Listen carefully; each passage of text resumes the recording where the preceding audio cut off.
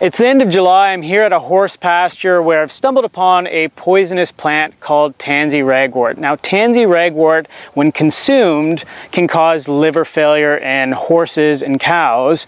And in terms of how you identify Tansy ragwort, it has these nice, beautiful yellow 10-petaled flowers that kind of start flowering the end of May, beginning of June, all the way through the summer. The plant stands about 30 centimeters to 60 centimeters. You can see it's about thigh high. And the leaves are kind of reminiscent of kale. They're kind of coarse, really divided, and really wavy. And so, you know, if we look at this pasture here, there's not that much Tansy ragwort. I'm probably looking at 10 plants, a lot of nice lush grass. So in terms of risk to a horse or a cow of poisoning, they're probably in this pasture selectively eating the grasses. Probably not going to touch this because it's not all that palatable. And so the risk is probably low here. I can manage it quite easily by just simply taking up a shovel and digging out the plant and getting all of its roots. And we've found over the last couple of years of doing this, a little elbow grease.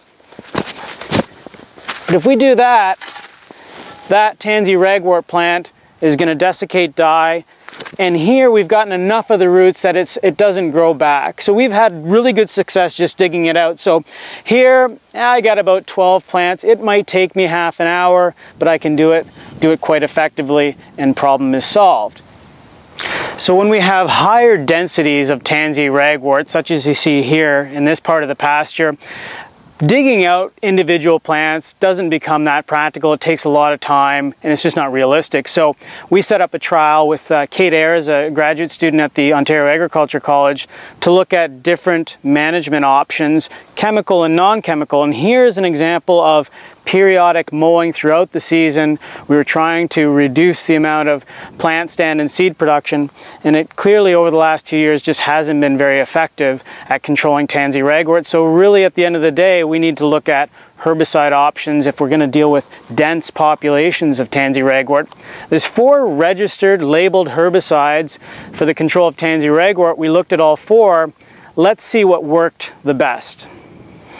So of the herbicide trial work we've done over the last 2 years, there's really only been 2 products that have adequately controlled Tansy ragwort. The first is right behind me. It's a product called Restore. And as you can see, to the left is the untreated strip. And within the treated area, it stopped the Tansy ragwort from flowering. It's by and large controlled most of the top growth. And we've had nice effective control of Tansy ragwort.